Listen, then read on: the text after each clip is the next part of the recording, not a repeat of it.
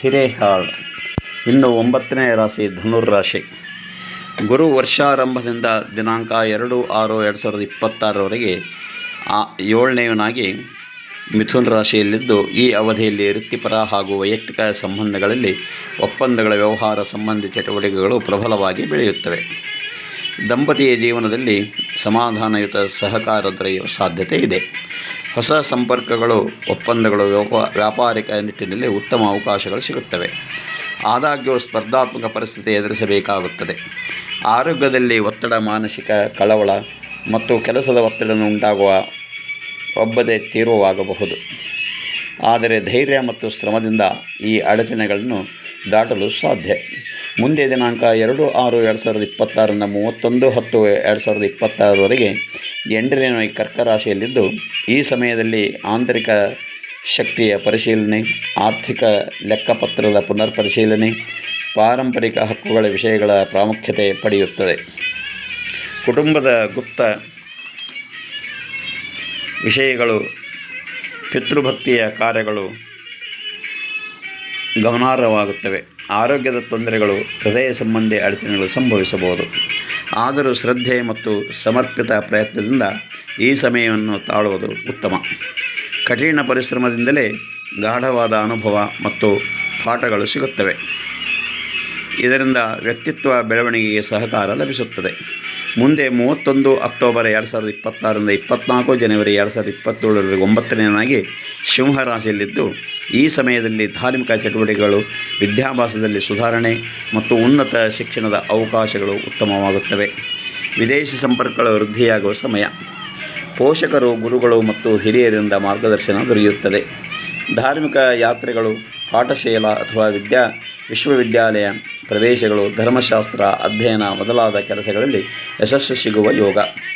ಆತ್ಮವಿಶ್ವಾಸ ಬೆಳೆಯುತ್ತಿದ್ದು, ಹೊಸ ಬದ್ಧತೆಗಳು ಹಾಗೂ ಪ್ರಗತಿ ಪಥಗಳು ಸಿಗುತ್ತವೆ.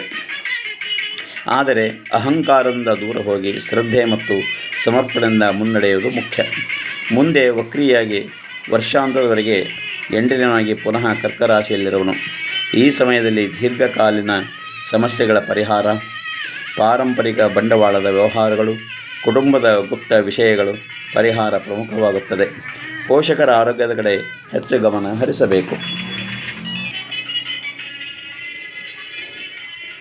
ಅಸ್ಥಿರ ಸಂಬಂಧಗಳು, ಕಲಹಗಳು ಎದುರಾಗುವ ಸಾಧ್ಯತೆ ಇದೆ. ಧೈರ್ಯ, ಶ್ರದ್ಧೆ ಮತ್ತು ಶಿಸ್ತು ಮೂಲಕ ಈ ಸವಾಲುಗಳನ್ನು ಸಮರ್ಥವಾಗಿ ನಿರ್ವಹಿಸಬಹುದು. ಸ್ವಲ್ಪ ಸಮಯಕ್ಕೆ ತೊಂದರೆಗಳು ಇರುವವರು ಸ್ವಯಂದಿಂದ ಮುಂದುವರಿಯುವ ಮೂಲಕ ಸಮಸ್ಯೆ ಪರಿಹಾರ ಸಾಧ್ಯ.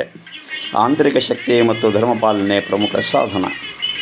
ಶನಿ ವರ್ಷಾರಂಭದ ದಿನಾಂಕದಿಂದ ವರ್ಷಾಂತದವರೆಗೆ 4ನೇವನಾಗಿ ಮೀನರಾಶಿಯಲ್ಲಿದ್ದು, ಶನಿ ಈ ಭಾವದಲ್ಲಿ ಸ್ಥಿರತೆ ಮತ್ತು ಶ್ರಮವನ್ನು ಉದ್ದೀಪನಗೊಳಿಸುತ್ತವೆ.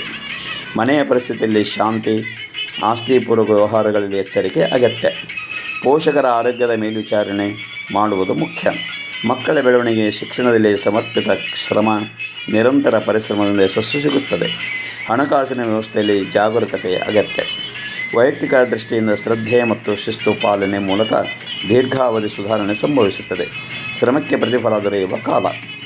ರಾಹು ವರ್ಷಾರಂಭದ ದಿನಾಂಕ 5/12/2026 3ನೇವನಾಗಿ ಕುಂಭರಾಶಿಯಲ್ಲಿದ್ದು, ಈ ಅವಧಿಯಲ್ಲಿ ಸಣ್ಣ ಪ್ರವಾಸಗಳು, ಹೊಸ ಸಂಪರ್ಕ ಜಾಲ ವಿಸ್ತರಣೆ, ಸಹೋದ್ಯೋಗಿ ಮತ್ತು ಸ್ನೇಹಿತರೊಂದಿಗೆ ಉತ್ತಮ ಸಂಬಂಧ ನಿರ್ಮಾಣ ಸಾಧ್ಯ. ನವೀನ ವಿಚಾರಗಳ ಅಧ್ಯಯನ, ತಂತ್ರಜ್ಞಾನ ಕಲಿಕೆ ಹಾಗೂ ಹೊಸ ಚಟುವಟಿಕೆಗಳಲ್ಲಿ ತೊಡಗಿಸಿಕೊಳ್ಳಲು ಅನುಕೂಲಕರ ಕಾಲ. ಸ್ಪರ್ಧಾತ್ಮಕ ಪರಿಸ್ಥಿತಿ ಎದುರಿಸಬೇಕಾಗಿದ್ದು, ಅಹಂಕಾರ ಮತ್ತು ಆಲಸ್ಯತನದಿಂದ ದೂರ ಇರಬೇಕು. ಉತ್ತಮ ಯೋಜನೆ ರೂಪಿಸಿಕೊಂಡು ಧೈರ್ಯದಿಂದ ಪ್ರಯತ್ನಿಸಿದರೆ ಒಳ್ಳೆಯ ಫಲ ಸಿಗುತ್ತದೆ. ಹೊಸ ಸಂಪರ್ಕಗಳ ಮೂಲಕ ವೃತ್ತಿಪರ ಮತ್ತು ವೈಯಕ್ತಿಕ ಬೆಳವಣಿಗೆಗೆ ದಾರಿ ತೆರೆದಿತ್ತು.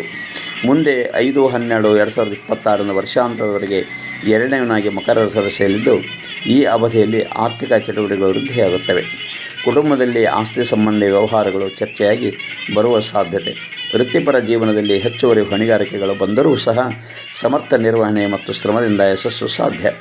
ನಿಖರ ಯೋಜನೆ ಹಾಗೂ ಜವಾಬ್ದಾರಿಯುತ ಮನೋಭಾವದಿಂದ ದುಡಿಯುವ ಮೂಲಕ ಗಾಢವಾದ ಯಶಸ್ಸು ಸಂಪರ್ಕಗಳು ಮತ್ತಷ್ಟು ಗಾಢವಾಗುತ್ತವೆ.